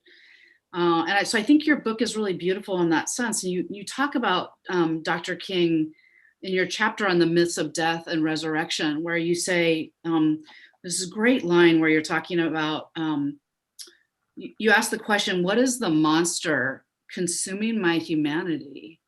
And it's so beautiful. And I think that was what King was pointing to, that the monster that's consuming the psyche, the humanity of white people is racism. And then you ask these questions: am I prepared to enter the belly of my beast, to wrest whatever victory is mine? What parts of myself am I willing to sacrifice in this life-challenging effort? Am I ready to face possible ridicule and scorn from those who would not understand my hero's quest? And so I just offer that to the white community as some questions for us to, sorry about my dog. She's just saying amen and aho to that. But I think your book has so much wisdom for us to think about as well, as we confront our own racial unconscious. So thank you. Thank you, question, Jennifer. just a comment, but yeah. Yeah, thank you for saying that. And I'll just say, you know, you did touch the point of the book that I was hoping you would bring up when I knew you were going to be on this program, and that is mentioning King. And that came from King in Birmingham, letter from Birmingham jail. And I know there are there's at least, I think it was Will, you were in Birmingham talking about your uncle who has a birthday there. And I really connected with that portion of the book there. Again, I think the important thing that also came from Jennifer was a myth. It came from the African myth, a Lesotho myth of Latualoni and Kamapa, where in that myth, Latualoni is the hero who has this miraculous birth and then swallowed by this monster and fights his way out. And of course, the appropriate psychological understanding of that is, yeah, what's the monster swallowing you? What do you have to use that you can dig deep within inside of you to help you fight your way out? What type of understanding that you have? So in that respect, in many ways, this goes back to the question that Dennis had earlier, is how a myth can have multiple meanings depending on what the nature of your struggle is. And here, I really found what was interesting was that was also the myth. The very point of the book that you described, that was the point of the book that those men who wrote to me and were on death row said, that's when I got it. That's made all the difference to me. And, you know, I did not follow all of these men through, but I'm assuming that some of them were actually put to death. But somehow understanding that myth and the very questions you asked was important to them, and I think is important to us, whether we're African American, whether we're from a community of color, whether we're not, but also struggling with those issues. I mean, that's an area where mythology, I think, becomes essential. And actually in the book, I even talk in a later chapter about the rituals which would ask some of those questions to ourselves. And in my own way, and some of the work I've done with large groups of people, up to 1,000 people, have had them en masse do that ritual. And there is a ritual of the 4 directions in which each of those questions has an appropriate direction. Often it's with a cross drawn on the floor. And when you turn to each of those directions, much like a mandala that Jung might have used, there's an appropriate question you contemplate at that direction. And therefore you can use that as the entryway into exploring some of the deeper issues that you talked about, whether it's a community of the color exploring some of the empowerment that I know can be there in a better way for them, or whether it's a white community looking at some of the issues of unconscious bias and racism that they all also need to bring forth. So again, to me, I'm partial, but I think mythology is a rich source of pointing a direction of both personal and social healing for that very reason. Beautiful, thank you. Also, I was just going to ask you a quick question about, when you talk about doing the inner work and the importance of doing that, I'm so fascinated by that. And King has this term, I'm sure you know, he talks about the transformed nonconformist, which is really that combination of doing the inner work as we're doing the outer work, not doing the inner work first, but doing it in conjunction. Was that Vincent Harding's idea, or do you?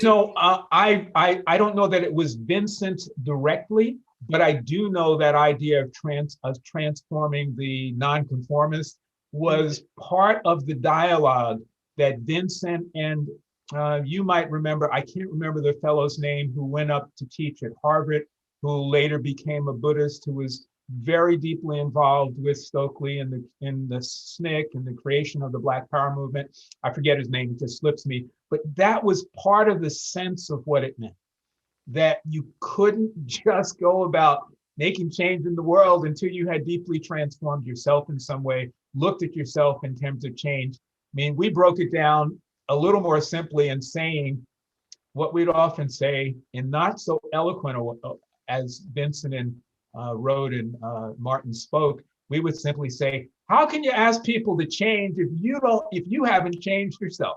And I think that's what, again, mythology was so important for me, is recognizing, wow, that is really true. How can you get in front of a group of people and say, y'all have to change, and you have to do this, and you have to do that, and we want you to do this, when within a lot of those pieces that you haven't come to terms with either. Yeah. So if anyone's interested who's on the call, just type in transform nonconformist and King, and you can read his speech on that. It's really beautiful. And thank you for bringing that up, Jennifer. Yeah. Again, I think that was an important moment in the freedom struggle when people recognize how important that was. I will also say, if we're going to continue this conversation a little, that probably you could also find elements of that in the dialogue that Howard Thurman had with Mahatma Gandhi. And that is, I think, also an incredibly important moment to understand in the Black freedom struggle, because it was Howard looking for the spiritual inner foundations that would gird people to make the social justice, racial justice movement possible. And so Howard, in terms of a luminary, Howard taught Vincent, Howard taught Martin, Howard taught Benjamin Mays. There's a lot of great stuff there, and I'm really pleased that in one of my upcoming books, I'm going to get a chance to write about that. Thank you. Yeah. One of the things you're bringing up, Jennifer, that I wanted to jump on is that, we talk about the importance. Eliade talks about the fact that we live into our myths, right? We follow our myths. For example, Alexander the Great patterning after Achilles or something like this, right? Well, when I'm in Birmingham and I'm meeting with a lot of the people that I like in Birmingham, there's a real desire for a new myth. Like, it's kind of like palpable. A lot of people, would like to get past a kind of myth that they've been in. And that's a really complicated thing. And I don't think anybody's really sorted it out. And that's why there's a sticky and difficult place. But I wonder if you have any thoughts about, we've talked about the importance of finding myths that can be healing patterns for us. And, I just thought, what Jennifer was bringing up about the importance of, white people maybe finding a more healing myth or a more healing narrative in this shared story. I'm just curious if you had any thoughts about that. Well, I can say this, Will, if you're asking me, is that you don't just decide to create a new myth and everybody then kind of jumps on the bandwagon. As you know, myths emerge from a collective experience. What did Campbell say? Myths are personal dreams and myths are collective dreams and dreams are personal myths. And so I do agree with you that a new myth needs to emerge. It can't be the myth that dominated those folks who invaded the Capitol on January 6th. I think elements of that myth may already be there, and we, as people of good conscience and goodwill, need to seize on the elements of that myth that are already with us. You know, I'm thinking, for example, of a myth that starts with the view of the world from outer space. And there you've got a view in which you can identify based on color and you can identify based on boundaries. You've got this blue marble, pretty fragile, floating in a dark sky. And there's a lot within just that view, which we could describe as mythic. And I know I'm not the only one to have said this, but there is an example of maybe a place to start for folks who want to look at bringing forward a myth that might be more healthy for us as a society and as a country. So I think it's not a question of creating the new myth. I think it's probably a question of finding where that myth is beginning to give expression and amplifying the way that it's giving expression. Thank you for that. Yeah, I couldn't agree more.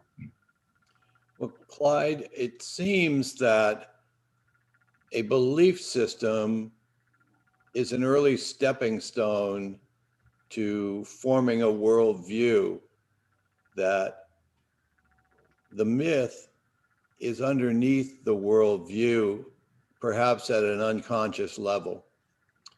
And it may stem from characterization of a hero, or it may stem from the need for somebody to be... Sorry about that. And Jennifer, I'm so glad to hear the bark at your end that your dog is okay. Her dog had a diagnosis today, and I'm glad that she's okay. But that I'm concerned that we have such polarized views in our culture today, that there are belief systems that they're not that they're the myths are incompatible with one another, but the beliefs are. And the beliefs really go to authoring people's behaviors, giving them confidences that they wouldn't otherwise have. And I'm hurt by that. You know, I'm hurt that we have families that have people within them that we can't talk with, or it's difficult to talk with, or relations down the street that we have difficulty talking with. Because I think we share a common myth, but we have different characters within the myth. And they just have formed a different worldview. And how do we get to a place where we can heal one another and participate in a field of harmony? Like Rumi says, meet you out in the field, I'll meet you there, you know? Yeah. Well, I think one thing, you know, as I listen to you talk, Dana, and I'm sure Connie might have something to say about this, is I've always been of the belief that myths arise and can arise both from our shadow side and our light side. And I think you see the myths arising from the shadow side manifesting themselves in places like Washington on January 6th. So myths are powerful, and you can see the power that myths hold when they arise from the shadow side in terms of the folks who did attack the Capitol, and how people who understand that can encourage that myth and foment and support that myth. I'm not sure you fight a myth with another myth. I think you may allow yourself to live in the truth of a myth that you know comes from a place that is more wholesome, more healthy, more whole. And it is only in that way that you can represent who you are in response to those folks who may be living out a myth from their shadow. I don't think you can just beat down another myth, because myths, regardless of where they come from, they're just goddamn powerful. Mm-hmm. And I think it's up to us to live out a myth that has meaning to it. As somebody just asked the question, I think it was Will, how do you discover and find a myth that makes sense in this world? I think as you do that, you, in a sense, may be able to drown out, and I'm just using kind of pulling out from the ether there some words, but you may be able to drown out that alternate myth that comes from the shadow side. I don't think you can fight it out. I don't believe that there's anything in our history that shows, other than extreme violence and the subjugation of someone, when you resort to the violent clash of mythologies. I mean, basically, that's the history of religion, right? My mythology says this. Oh, no, wait a minute. Your religion is actually a mythology, but my religion is the truth. I mean, that's essentially what goes on in the West.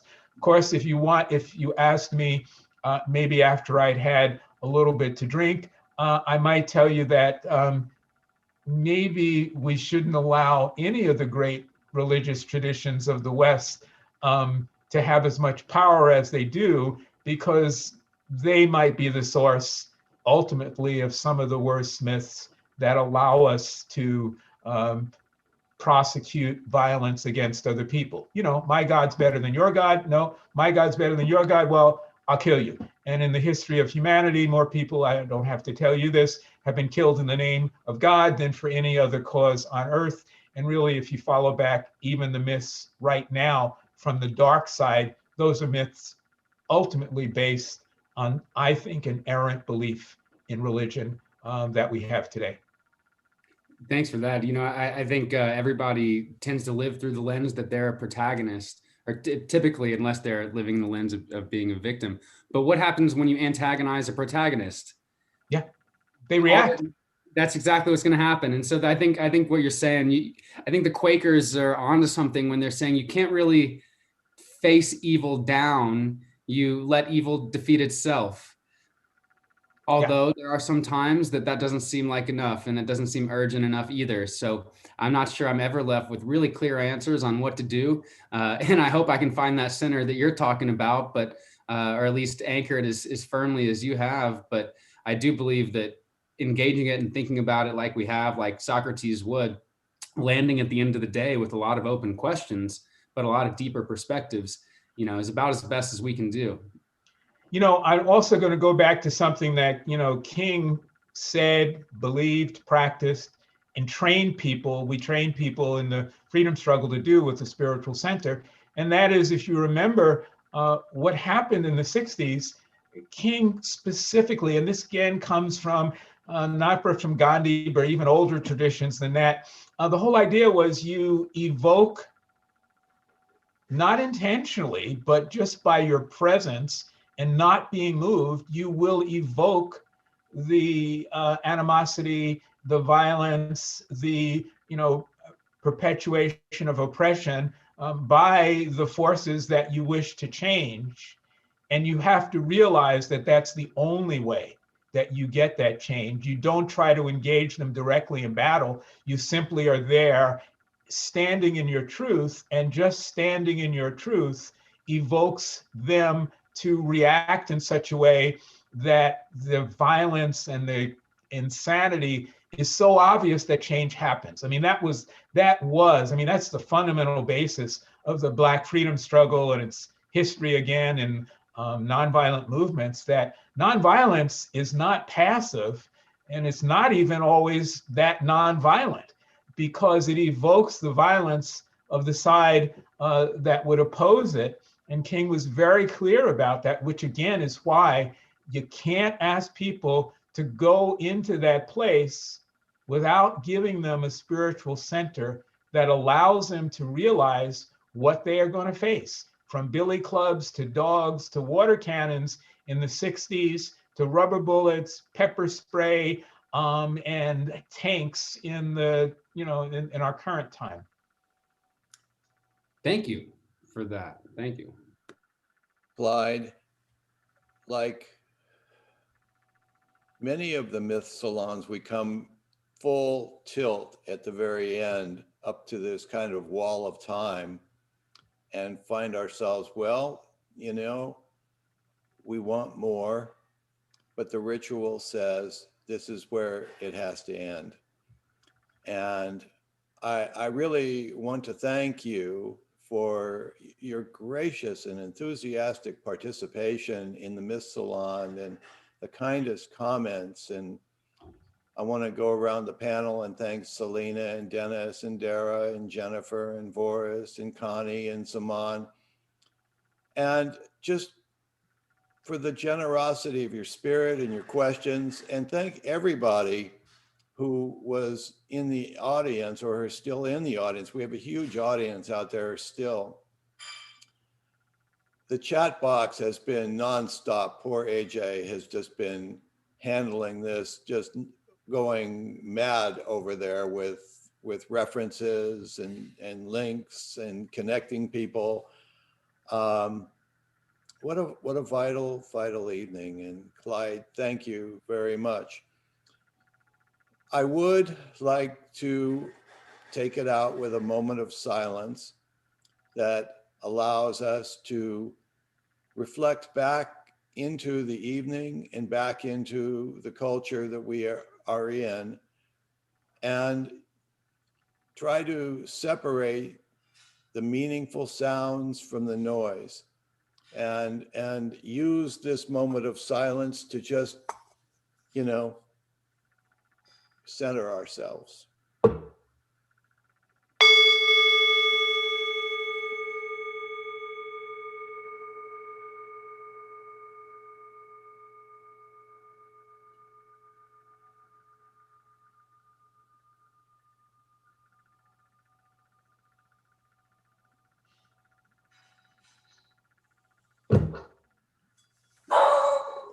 We may never get to the still point of the silence, but it's the only pursuit that is really worth taking.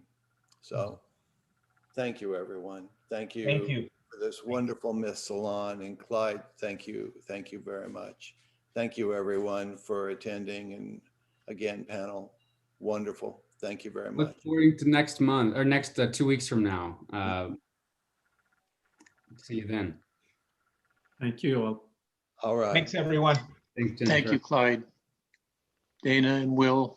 Thanks, Forrest. Thanks, Dennis. And Zaman. See you, Dennis.